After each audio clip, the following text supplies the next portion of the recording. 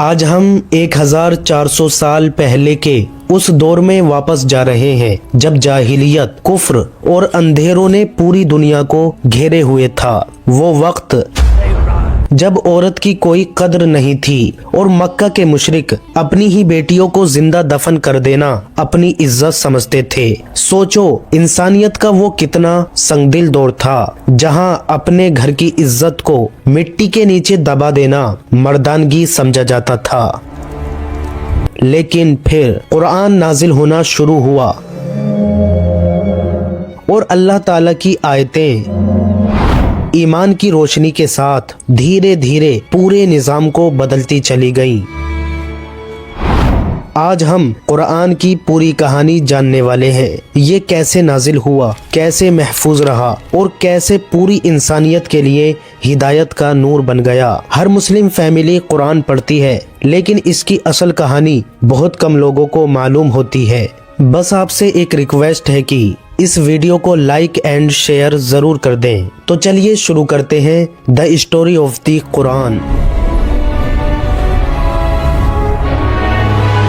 جب رسول اللہ صلی اللہ علیہ وسلم کی عمر مبارک 40 سال کے قریب پہنچی تو آپ کی زندگی میں ایک ایسا انقلاب آیا جو پوری انسانیت کی تقدیر بدلنے والا تھا۔ آپ صلی اللہ علیہ وسلم دنیا سے بالکل الگ ہو گئے، تنہائی پسند آنے لگی اور روز و شب غور و فکر اپنی قوم کے بگڑے ہوئے حالات پر غور کرتے رہتے۔ آپ صلی اللہ علیہ وسلم اکثر مکہ سے 4 کلومیٹر دور غار حرا میں جا کر لمبے عرصے تک اللہ کی عبادت، دعا اور تفکر میں مشغول رہتے۔ یہی وہ مقدس جگہ تھی جہاں سے قرآن کا نور سب سے پہلی مرتبہ چمکا۔ ایک رات جب رسول اللہ صلی اللہ علیہ وسلم غار حرا میں عبادت میں مشغول تھے تو اچانک اس غار کی خاموشی کو توڑ کر ایک نوری مخلوق آئی۔ وہ تھے حضرت جبرائیل علیہ السلام، اللہ کے پیغامات کے عظیم فرشتے۔ جبرائیل علیہ السلام نے کہا اقرا، پڑھو۔ رسول اللہ صلی اللہ علیہ وسلم نے فرمایا میں پڑھنے والا نہیں۔ پھر جبرائیل علیہ السلام نے آپ صلی اللہ علیہ وسلم کو بہت شدت کے ساتھ اپنے گلے سے لگایا۔ یہ عمل 3 مرتبہ ہوا اور ہر بار فرشتے نے کہا اقرا یعنی پڑھو۔ آخر کار نازل ہوئی قرآن کی پہلی آیتیں، اقرأ بسم ربک الذی خلق، خلق الانسان من علق، اقرأ وربک الاکرم، الذی علم بالقلم، علم الانسان ما لم یعلم۔ پڑھو اپنے رب کے نام سے جس نے پیدا کیا، جس نے انسان کو خون کے لوتھڑے سے بنایا۔ پڑھو اور تمہارا رب بڑا کرم والا ہے جس نے قلم کے ذریعے علم سکھایا، انسان کو وہ سکھایا جو وہ نہیں جانتا تھا۔ ان آیتوں نے علم، رب کی قدرت اور ہدایت کے اصل مقام کو واضح کر دیا۔ اس اچانک ہونے والے واقعے نے آپ صلی اللہ علیہ وسلم کے مبارک دل کو ہلا دیا۔ آپ گھبراہٹ کے ساتھ گھر تشریف لائے اور فرمایا مجھے چادر اڑاؤ، مجھے چادر اڑاؤ۔ جب تھوڑا سکون ملا تو آپ صلی اللہ علیہ وسلم نے حضرت خدیجہ رضی اللہ عنہا کو پورا واقعہ سنایا اور فرمایا مجھے اپنی جان کا ڈر لگتا ہے۔ حضرت خدیجہ رضی اللہ تعالی عنہا نے بے مثال تسلی دیتے ہوئے فرمایا ہرگز نہیں، اللہ کبھی آپ کو رسوا نہیں کرے گا۔ آپ تو رشتہ داروں کا خیال رکھتے ہیں، محتاجوں کی مدد کرتے ہیں، مہمان نوازی کرتے ہیں اور ہمیشہ سچائی اور انصاف کا ساتھ دیتے ہیں۔ حضرت خدیجہ رضی اللہ عنہا نے اس واقعے کی اہمیت کو پہچانا اور آپ صلی اللہ علیہ وسلم کو اپنے چچیرے بھائی ورقہ بن نوفل کے پاس لے گئیں۔ ورقہ انجیل اور تورات کے عالم تھے۔ آپ صلی اللہ علیہ وسلم کی بات سن کر ورقہ نے کہا یہ وہی فرشتہ ہے جو موسیٰ علیہ السلام کے پاس وحی لایا تھا اور آپ اللہ کے چنے ہوئے نبی ہیں۔ پھر انہوں نے ایک ایسی بات کہی جو بعد میں بالکل سچ ثابت ہوئی۔ ورقہ نے کہا آپ صلی اللہ علیہ وسلم کو اپنی قوم سے شدید دشمنی کا سامنا ہوگا، وہ آپ کو مکہ سے نکال دیں گے۔ رسول اللہ صلی اللہ علیہ وسلم نے حیرانی سے پوچھا کیا وہ لوگ مجھے نکال دیں گے؟ ورقہ نے کہا جی ہاں، جو بھی آپ کی طرح پیغام حق لے کر آیا دنیا اس کی دشمن بن گئی۔ ورقہ کی باتیں سن کر رسول اللہ صلی اللہ علیہ وسلم آنے والی رکاوٹوں اور بڑی بڑی مشکلات کے لیے خود کو تیار کر چکے تھے۔ قرآن کے نازل ہونے کے دو بڑے دور ہیں، پہلا مکی دور، دوسرا مدنی دور۔ مکی دور میں جو آیتیں نازل ہوتی تھیں ان کا مقصد انسان کو اس کے اصلی رب کی طرف لوٹانا تھا، توحید کی دعوت، شرک کو مٹانا، آخرت کی خبریں دینا اور دلوں کو صبر، ایمان، ہمت اور عزم پر مضبوط کرنا تھا۔ مکی صورتیں اکثر چھوٹی ہوتی تھیں لیکن الفاظ ایسے کہ دل کو ہلا کر رکھ دیں۔ یہ دور قریب 13 سال چلا، پھر شروع ہوا مدنی دور جو لگ بھگ 10 سال رہا۔ مدینے میں نازل ہونے والی آیتیں ایک پوری اسلامی کمیونٹی کو تعمیر کر رہی تھی۔ قانون یعنی شریعت، جہاد کے احکام، معاملات یعنی ڈیلنگز، سماجی سسٹم، خاندانی قانون، نکاح، طلاق، وراثت، ہر چیز کی ہدایت کے بارے میں ہوتی تھیں۔ مدنی صورتیں زیادہ تر لمبی، تفصیلی اور قانونی اصولوں سے بھری ہوئی تھیں۔ اب جیسے ہی قرآن نازل ہونا شروع ہوا، اس کی حفاظت سب سے اہم ذمہ داری بن گئی۔ اس لیے جب بھی کوئی آیت اترتی، رسول اللہ صلی اللہ علیہ وسلم ترنت صحابہ کو بلاتے اور کاتبین وحی یعنی وحی لکھنے والے صحابہ اسے لکھ لیتے تھے۔ اسی وقت آپ صلی اللہ علیہ وسلم اور صحابہ اسے یاد بھی کر لیتے تھے۔ ہر سال میں نبی صلی اللہ علیہ وسلم پورا قرآن جبرائیل علیہ السلام کو سناتے۔ جب قرآن مکمل ہو گیا تو اپنے آخری سال میں رسول اللہ صلی اللہ علیہ وسلم نے جبرائیل علیہ السلام کے ساتھ پورے قرآن کا 2 بار معائنہ کیا تاکہ قرآن کی حفاظت میں ذرا بھر کی بھی کمی نہ رہ جائے۔ رسول اللہ صلی اللہ علیہ وسلم کی وفات کے بعد حضرت ابو بکر رضی اللہ عنہ کے دور میں پہلی بار قرآن کو ایک جگہ جمع کیا گیا۔ اس کی وجہ یہ تھی کہ جنگ یمامہ میں کئی حافظ قرآن شہید ہو گئے تھے۔ حضرت عمر رضی اللہ عنہ کو یہ اندیشہ ہوا کہ اگر حافظ قرآن اسی طرح شہید ہوتے رہے تو اللہ کا کلام کہیں بکھر نہ جائے۔ اسی اندیشے کے ساتھ انہوں نے حضرت ابو بکر رضی اللہ عنہ سے عرض کیا کہ قرآن کو ایک جگہ اکٹھا کر لینا ضروری ہے۔ پھر حضرت ابو بکر رضی اللہ عنہ نے حضرت زید بن ثابت رضی اللہ عنہ کو بلایا۔ زید بن ثابت خود بیان کرتے ہیں کہ جب میں ان کے پاس پہنچا تو انہوں نے فرمایا، عمر کہتے ہیں کہ یمامہ میں بہت سے حافظ شہید ہو گئے ہیں اور انہیں خوف ہے کہ قرآن کہیں ضائع نہ ہو جائے۔ تم عقل مند نوجوان ہو، تمہاری امانت داری سب پر ثابت ہے اور تم رسول اللہ صلی اللہ علیہ وسلم کے کاتب وحی رہ چکے ہو،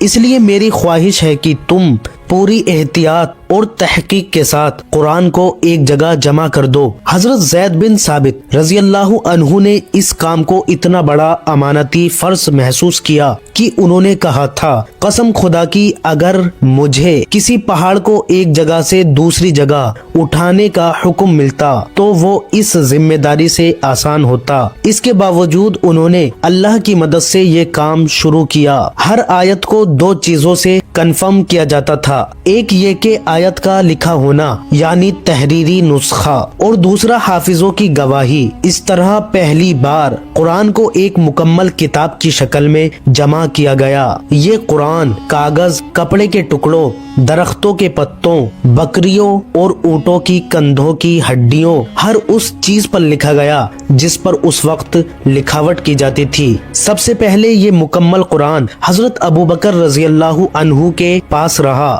ان کے بعد حضرت عمر کے پاس، اور پھر حضرت عمر کی بیٹی ام المؤمنین حضرت حفصہ رضی اللہ عنہا کے پاس محفوظ رہا۔ پھر جیسے ہی حضرت عثمان مسلمانوں کے تیسرے خلیفہ بنے تو امت میں ایک ایسی بحث اٹھی جس نے پہلی بار مسلم امت کے ٹوٹنے کا خطرہ پیدا کر دیا۔ یہ بحث کسی معمولی چیز پر نہیں بلکہ دنیا کی سب سے بڑی کتاب قرآن پر تھی۔ نبی کریم صلی اللہ علیہ وسلم کے دور میں قرآن کو عربی کے 7 بڑے لہجوں میں پڑھا جاتا تھا۔ اس وقت یہ کوئی بڑا مسئلہ نہیں تھا کیونکہ صحابہ آپس میں ان ڈفرینسز کو سمجھتے تھے، لیکن جیسے جیسے اسلامی خلافت پھیلتی گئی، دور دراز کے علاقوں سے لوگ اسلام قبول کرتے گئے اور یہ نئے مسلمان صحابہ سے الگ الگ لہجوں میں قرآن سیکھنے لگے۔ شروعات میں یہ فرق معمولی تھا لیکن دھیرے دھیرے لوگ اپنے لہجے کو صحیح اور دوسروں کے لہجوں کو غلط کہنے لگے۔ حالات اتنے خراب ہو گئے کہ لوگ ایک دوسرے کو کافر تک کہنے لگے۔ یہ بحث بڑھتی گئی اور حضرت عثمان کے دور میں شدت کی انتہا پر پہنچ گئی۔ اس وقت مسلمانوں کی فوج آذربائیجان کو فتح کرنے نکلی تھی، لیکن وہیں فوج کے اندر نماز پڑھنے کے بعد قرآن کی تلاوت کو لے کر زوردار بحث شروع ہو گئی۔ ہر کوئی اپنے لہجے کو ہی اصل قرآن بتا رہا تھا۔ ایسا لگنے لگا کہ اب امت میں پہلا بڑا فتنہ پیدا ہو جائے گا، لیکن اللہ نے اس فتنے کو روکنے کے لیے ایک عظیم صحابہ کو چن رکھا تھا، حضرت حذیفہ بن یمان۔ جب انہوں نے یہ حالات دیکھے تو ان کا دل کانپ اٹھا۔ انہیں ڈر محسوس ہوا کہ کہیں مسلمان یہودیوں اور عیسائیوں کی طرح اللہ کی کتاب میں تبدیلیاں نہ کر دیں۔ وہ فوراً جنگ کا میدان چھوڑ کر سیدھا مدینہ کی طرف روانہ ہوئے۔ مدینہ پہنچتے ہی انہوں نے خلیفہ عثمان رضی اللہ عنہ سے کہا، یا امیر المؤمنین، اس سے پہلے کہ مسلم امت ٹوٹ جائے اسے بچا لیجئے۔ اس پر حضرت عثمان نے صحابہ کرام کو اکٹھا کیا اور مشورے کے بعد حضرت زید بن ثابت رضی اللہ عنہ کو حکم دیا کہ قرآن کو قریشی لہجے میں ایک ہی اسٹینڈرڈ پر لکھیں، کیونکہ قرآن اسی لہجے میں نازل ہوا تھا۔ پھر حضرت عثمان نے پوری مسلم امت کو حکم دیا کہ قرآن کو اسی قریشی لہجے میں پڑھا جائے۔ جو نسخہ حضرت عثمان کے دور میں تیار کیا گیا اسے آج پوری دنیا مصحف عثمانی یا عثمانی نسخے کے نام سے جانتی ہے، اور یہ نسخہ آج 1400 سال بعد بھی ویسا ہی محفوظ ہے جیسا اس وقت لکھا گیا تھا، کیونکہ اس کی حفاظت کا وعدہ خود اللہ نے کیا ہے۔ سورہ حجر آیت 9 میں ارشاد ہوتا ہے، انا نحن نزلنا الذکر وانا لہ لحافظون، بے شک ہم نے ہی اس قرآن کو اتارا ہے اور بے شک ہم ہی اس کے نگہبان ہیں۔ قرآن صرف مسلمانوں کی کتاب نہیں بلکہ پوری انسانیت کے لیے رہنما ہے۔ اس کا پیغام اتنا افاقی یونیورسل ہے کہ وقت بدل جائے، تہذیبیں مٹ جائیں، سرحدیں کھینچ دی جائیں، پھر بھی یہ ہدایت کا نور ہمیشہ باقی رہے گا۔ قرآن اللہ کی وحدانیت پر زور دیتا ہے اور انسان کو سکھاتا ہے کہ صرف اللہ کی عبادت کرو اور انصاف اور نیکی سے زندگی گزارو۔ قرآن ایمان اور عقل کے بیچ ایک پل ہے۔ یہ مومن کو ترغیب دیتا ہے کہ وہ علم حاصل کرے، حکمت کے ساتھ سوچے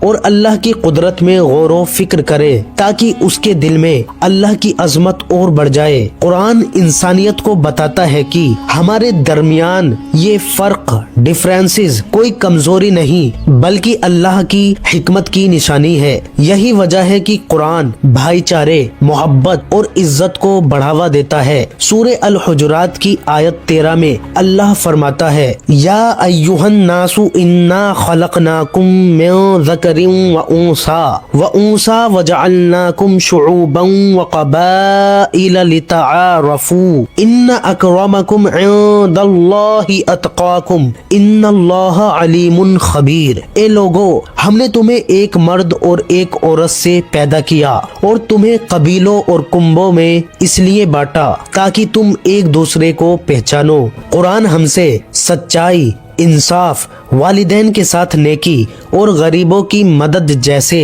اخلاقی اصولوں کی مانگ کرتا ہے۔ یہ معاشرے، سوسائٹی میں برابری اور انسانی عزت پر زور دیتا ہے بنا کسی فرق کے۔ قرآن میں دلوں کو بدل دینے کی طاقت ہے۔ اسی کتاب نے بکھری ہوئی، جاہلیت میں ڈوبی ہوئی قوم کو ایک متحد اخلاقی طور پر، سیدھی اور روحانی طور پر روشن امت بنا دیا۔ قرآن صرف ایک اونچی جگہ پر رکھنے کی مقدس کتاب نہیں بلکہ زندگی کا اصلی رہنما ہے، جو ہمیں ہماری زندگی کو سیدھے اور صحیح راستے پر چلنا سکھاتا ہے۔ جب ہم قرآن پڑھتے ہیں تو گویا ایسے ہوتا ہے جیسے ہم اپنے رب سے بات کر رہے ہوں، اور جب ہم کسی آیت پر غور و فکر کرتے ہیں تو قرآن ہمیں اللہ کی رحمت، اس کی ہدایت اور اس کے وعدوں کی یاد دلاتا ہے۔ قرآن سکون کا سر چشمہ ہے، روشنی کا نور اور طاقت کا سب سے بڑا ذریعہ ہے۔ اللہ تعالیٰ فرماتا ہے، الا بذکر اللہ تطمئن القلوب، بے شک اللہ کی یاد ہی سے دلوں کو سکون मिलता है। और जब जिंदगी हमें आजमाइशों में डालती है तो कुरान हमें दोबारा याद दिलाता है, फ़इन्न मअल उसरि युस्रा, बेशक दुश्वारी के साथ आसानी है। कुरान सिर्फ पढ़ने की किताब नहीं, ये नेकी का खजाना है। जो शख्स अल्लाह की किताब का एक हर्फ भी पढ़ता है उसे 10 नेकियां मिलती हैं, और जो कुरान पढ़ने में मेहनत करता है उसके लिए तो और भी ज्यादा अज्र है। तो मेरे भाइयों और बहनों, कुरान को अपनी जिंदगी का हिस्सा बना लो। उसे सिर्फ पढ़ो ही नहीं बल्कि उस पर अमल भी करो। अल्लाह हमें उन लोगों में शामिल करे जो कुरान पढ़ते हैं, समझते हैं और कयामत के दिन इसे अपना सिफारिशी बनाते हैं। आमीन। और हाँ, चैनल को सब्सक्राइब करना ना भूलें।